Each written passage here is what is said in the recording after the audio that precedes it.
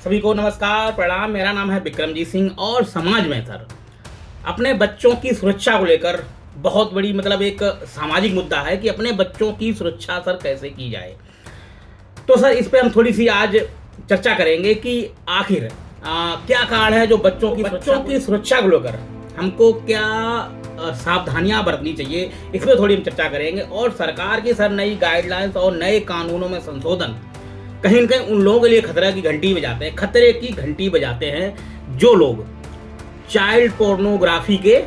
कहीं न कहीं उसमें व्यसन में लगे हुए हैं। तो सर इस पर भी थोड़ी चर्चा कर जाएगी कि आखिर चाइल्ड पोर्नोग्राफी क्या होती है और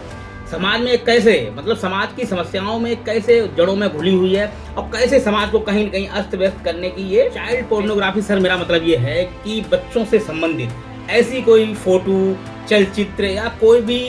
उनके शारीरिक व्यवस्था को अंग भंग करने के लिए रखी गई कोई भी चीज जो बच्चों की गरिमा को ठेस पहुंचाती है, उसे बोलते हैं चाइल्ड पोर्नोग्राफी। और आपको सर बता दें कि जो हमारा 2012 का पॉक्सो एक्ट हमको ये बताता है कि कैसे बच्चों की सुरक्षा को सुरक्षित किया जाए। और अगर इस टाइप के कोई भी बच्चों संबंधित कोई भी सामग्री रखता है तो उसके लिए बाकायदा उसमें कड़े से कड़े दंड प्रावधान किए गए, यहाँ तक कि उसमें मृत्यु दंड का भी प्रावधान है। तो सर इस पे थोड़ी और चर्चा करें कि आखिर इतने बड़े कानून होने के इंटरनेट ने हमारी ज़िंदगी को कहीं न कहीं इतना बेहतर बना दिया है कि हम एक क्लिक पर पूरी सरकार हमारे द्वार आ जाती है और सारी जानकारियां हमको बस एक बटन पे दबाने पर हमारी जो भी रोज़मर्रा की ज़रूरत होती है, चाहे वो शॉपिंग हो, चाहे वो कोई भी काम हो, चाहे आपको सरकारी काम हो, टिकट बुक कराना हो या फिर कहीं आपकी देश विदेश की कोई भी अंतर्राष्ट्रीय खबरें जानना चाहते हो तो वो सारी न्यूज़ें हमको कहाँ इंटरनेट के जरिए मिल जाती हैं। लेकिन सर इंटरनेट ने हमारी ज़िंदगी में हमारे जीवन में एक पॉजिटिवनेस लाने के साथ कहीं न कहीं निगेटिव चीज़ें भी घोली हैं। आप बात करेंगे सर ये क्या बात हुई। देखिए आप देखेंगे चाइल्ड पोर्नोग्राफी की जो समस्याएं क्यों हैं, क्योंकि एक क्लिक पर हमको सारी चीज़ें ऑनलाइन मिल जाती हैं। और कुछ अध्ययन की बात करें कि समाज में जितने भी सर अपराध, बलात्कार, बच्चों के साथ जो भी घिनौनी हरकतें हो रही हैं, इसके पीछे कहीं न कहीं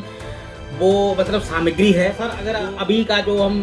घटना देखें, हालिया घटना जो पश्चिम बंगाल में हुई है, उसमें भी ये निकल के आया है कि जो भी जो घटना हुई बलात्कार की, उसके पीछे भी कहीं न कहीं जो न्यूडिटी वाली पिक्चर्स हैं उनका बहुत ही बड़ा रोल था। जो वहाँ के अपराधी हैं, जो भी अपराधी था, उसने बताया कि बाकायदा उसने कई सारी पिक्चर्स देखी जिसे हम बीएफ बोलते हैं, ठीक है। तो उसके बाद सर उसने उस घटना को अंजाम दिया। तो ये बताता है कि सर चीज़ें कितनी आसानी से उपलब्ध होने से कहीं कि वो हमारे लिए ही हालिया में ही कोर्ट ने साफ कह दिया केंद्र सरकार से कि साहब अपने कानूनों में संशोधन कीजिए, क्योंकि अब वो समय चला गया कि जब ये कहा जाता था कि जो चाइल्ड पोर्नोग्राफी से लेकर जो भी सामग्री होती थी, चाहे वो चलचित्र हो, फोटो हो, कुछ भी हो, अगर कहीं सिर्फ प्रसारित करते हैं, कहने का आप एक ग्रुप से दूसरी ग्रुप में उसको भेजने का काम करते हैं तो वो दंडनीय होगा। लेकिन साहब ये पूरी कानूनी प्रक्रिया धीरे धीरे चेंज होने जा रही है और उसमें बाकायदा ये ऐड होने जा रहा है कि अब सिर्फ प्रसारित करना किसी सामग्री को अपराध नहीं रहेगा, बल्कि अगर आप अपने मोबाइल में भी कोई ऐसी सामग्री रखते हैं जो चाइल्ड पोर्नोग्राफी से संबंधित होगी तो आपको कड़ा से कड़ा दंड मिल सकता है। और आप ये नहीं कह सकते कि ये मेरा निजी मोबाइल है, हम इसमें कुछ भी रखने की हमारी मेरा राइट है। तो कोर्ट ने साफ कहते हैं, हम ये कह सकते हैं जो भी इसके आदी हैं चाइल्ड पोर्नोग्राफी के या फिर वो पिक्चर्स बनाते हैं, कुछ भी करते हैं, तो उनके लिए साफ बहुत ही खतरे की घंटी है। और ये सुधरने का है, कहीं न कहीं ये सामाजिक सुधार के प्रति बहुत ही एक व्यापक नजरिया होगा सरकार का, कोर्ट का, ताकि जो सामाजिक समस्याएं हैं उनको सुधारा जा सके। आप देखेंगे कि सर समाज में जब भी कोई बच्चों के साथ घटना होती है तो वो कहीं न कहीं बहुत ही दीर्घकालीन बच्चों के मानसिक रूप से उस पर प्रभाव डालती है। आप कहेंगे सर ऐसा कैसे होता है। उसका सर सारा कारण ये है कि जब भी बच्चों के साथ ऐसी कोई घटनाएं होती हैं तो बच्चे कहीं न कहीं धीरे धीरे, जब भी कोई बच्चों के साथ यौन अपराध होता है तो बच्चों को ऊपर वो कहीं न कहीं बहुत ही गहरा आघात पहुंचाता है। उससे क्या होता है कि सर बच्चे मानसिक रूप से विक्षिप्त हो जाते हैं, परिवार से अलग रहने लगते हैं, चिंतित हो जाते हैं, अब साथ में डूब जाते हैं, यहाँ तक कि सर बच्चे सुसाइड भी कर लेते हैं। अब बच्चे मिट्टी के घड़े की तरह होते हैं, जैसा उन्हें ढालोगे सर वैसे हो जाएंगे। तो अगर उनके साथ बचपन में हुई घटनाएं, अगर ऐसी कोई यौन अपराध जैसी समस्याएं होती हैं तो उनका वो छाप उन पर कहीं कहीं लाइफ टाइम चलती है और उसका जो परिणाम है वो समाज को भुगतना पड़ता है। आप कहेंगे सर समाज से क्या मतलब है, कहीं न कहीं समाज से सर बिल्कुल संबंध है, क्योंकि वो ब्याह शादी करके दूसरे घर में जाती हैं तो उनका ना कहीं पुरुषों के प्रति ना एकदम नेगेटिव नजरिया बन जाता है। तो उसका प्रभाव सीधा आपके परिवार पे क्रोध आना, भड़कना, चिंता करना और दैनिक जीवन की जो भी क्रियाएं हैं उनमें सर इस घटनाओं का बहुत बड़ा प्रभाव पड़ता है। तो खासकर यही है कि आखिर इतने क्या नाम कानून कड़े होने के बाद भी सर ये घटनाएं क्यों बढ़ती हैं। तो साहब ये कहीं न कहीं हमारी ही गलती होती है। उसके लिए हमको क्या करना चाहिए कि अपने बच्चों के साथ यौन जो भी शिक्षा होती है उनके बारे में खुल के बात करनी चाहिए। बच्चों को बताना चाहिए कि आपके साथ ऐसी कोई भी घटना होती है तो आप अपने परिवार को बताइए, अपने माता पिता को बताइए और बिना डरे। बच्चे कहीं न कहीं इसलिए नहीं बताते हैं कि उन्हें डर रहता है कि सर हमारे घर वाले क्या कहेंगे, हमारे माता पिता क्या हैं, कहीं न कहीं शर्म मतलब नहीं जो सामाजिक प्रतिबंध होते हैं, टेबू जिसे माना जाता है सेक्स एजुकेशन को। तो सब इसका सबसे अच्छा सलूशन यही है कि बच्चों को अपने घर में ही वो मूल्य दीजिए। मूल्य का मतलब होता है ऐसी चीज़ें बताइए जैसे बच्चे मतलब जागरूक हो जाए। उसके साथ ही सर समाज को भी ये मतलब जो जागरूकता अभियान होते हैं उसके जरिए बच्चों को समझाना कि आखिर आपके साथ ऐसी कोई घटना होती है तो क्या किया जाए। उसके बाद सरकार ने बिल्कुल निर्देश दिया है कि सोशल मीडिया पर कोई भी ऐसी सामग्री है तो उस पर तुरंत जो भी वेबसाइट्स हैं, जो भी क्या नाम जो चैनल हैं, उनको इस पर तुरंत निगरानी करनी चाहिए और ऐसी सामग्री को हटाया जाना चाहिए जो बच्चों की यौन शोषण से संबंधित हो। तो आप अगर और देखेंगे कि सर जब भी हम यौन संबंधित कोई भी यौन जो सामग्री होती है वो कहीं न कहीं हमारे दिमाग पे ना आप कहेंगे कि ड्रग्स तरह काम करती है। जब भी हम इस टाइप की हम पिक्चरें देखते रहते हैं, कुछ भी करते हैं, तो कहीं न कहीं ना बच्चे जो व्यक्ति का जो वास्तविक व्यवहार होता है वो हम लोग भूल जाते हैं और हम कहीं न कहीं ना बच्चों को ना एक सिर्फ एक ऑब्जेक्ट मान लेते हैं किसी भी घटना को करने के लिए। तो ये मतलब कहने का मतलब है कि जो वास्तविक व्यक्ति उसे कर रहा है उसे भी नहीं पता होता है कि साहब हम क्या करने जा रहे हैं। तो ये चीज़ें कुल मिला के आप हम लोग ये कह सकते हैं कि इस पे सामाजिक जागरूकता मतलब फैलानी चाहिए और जो भी सरकारी और गैर सरकारी संगठन हैं संगोष्ठियाँ करें और नहीं नाटक नुक्कड़ जो हमारे किए जाते हैं गांव में वहाँ पे करें और ख़ासकर बच्चों को जो यौन संबंधी जो भी जानकारियाँ हैं वो उन्हें दी जानी चाहिए। और कहीं न कहीं ये इसका बहुत ही बढ़िया प्रभाव होगा कि जब चीज़ें जागरूक होंगे लोग, उनको पता होंगी तो कहीं न कहीं इस पे ना प्रतिबंध लगने में सहायता मिल सकती है। आप जानते हैं कि बहुत ही कड़े कानून होने के बाद भी सब घटनाएं समाज में या एनसीआरबी की कोई रिपोर्टें देखें तो वो कहती हैं कि लगभग प्रत्येक दिन बच्चों के खिलाफ जो यौन अपराध के मामले हैं वो लगभग 400 दर्ज किए जाते हैं। और सर एक चीज़ और यहाँ पे गौर करने वाली बात है कि आखिर ऐसी घटनाएं होती क्यों हैं। तो उसका सर सीधा संबंध कहीं न कहीं आपकी गरीबी बेरोजगारी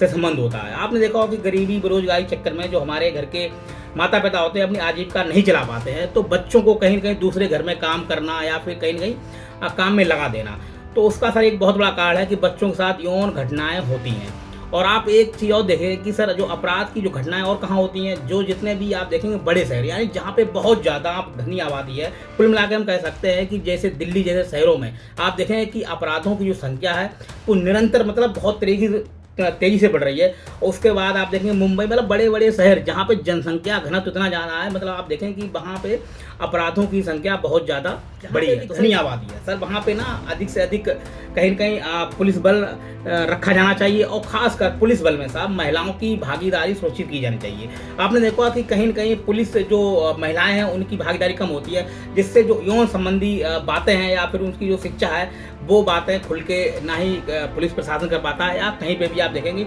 महिलाओं की भागीदारी सर बहुत ही इसमें सुनिश्चित करना जरूरी है। आप देखेंगे कि महिलाओं की भागीदारी कि आप किसी भी थाने में चले जाइए तो महिलाओं की सर जो भागीदारी है बहुत कम है। अगर किसी थाने में लगभग 20 पुलिस वाले हैं तो वहाँ पे आपको 2-3 महिलाएं ही मिलेंगी, जबकि सर हम लोग कहते हैं कि महिलाओं की लगभग जब महिलाएं समाज में आधी हैं तो उनकी भागीदारी भी आधी होनी चाहिए। और जो भी महिलाओं से संबंधित बच्चों की समस्याएं हैं वो तभी सुधरेंगे जब पुरुष और महिला आपस में बैठकर समस्याओं को कार्यान्वयन करा रही है। जैसे कि बाल विवाह अधिनियम आपने देखा हो कि सर बच्चों के साथ कहीं न कहीं आज भी हमारे समाज में ऐसी मतलब जो रूढ़ियाँ हैं, प्रथाएं हैं जहाँ बच्चों को मतलब 18 साल से पहले ही कहीं उनकी शादी कर दी जाती है। प्रावधान करती है कि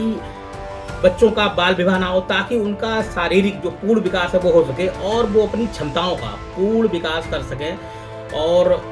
आपको मालूम होगा कि अगर देश की अर्थव्यवस्था को बढ़ाना एक आपत्ति और जताई है कि जो भी सन 2012 का पॉक्सो एक्ट है उसमें जो भी शब्द गढ़ा गया है चाइल्ड पोर्नोग्राफी उसको भी कहीं न कहीं चेंज किया जाए, क्योंकि सर शब्दों का सर बहुत बड़ा खेल होता है और ये हमारे मानसिक रूप से मतलब मानसिक जो हमारी इमेजिनेशन है कहीं न कहीं उसी चीज़ में उसी जगह पे पहुंचा देते हैं। तो सर कोर्ट ने कहा है कि चाइल्ड पोर्नोग्राफी की जगह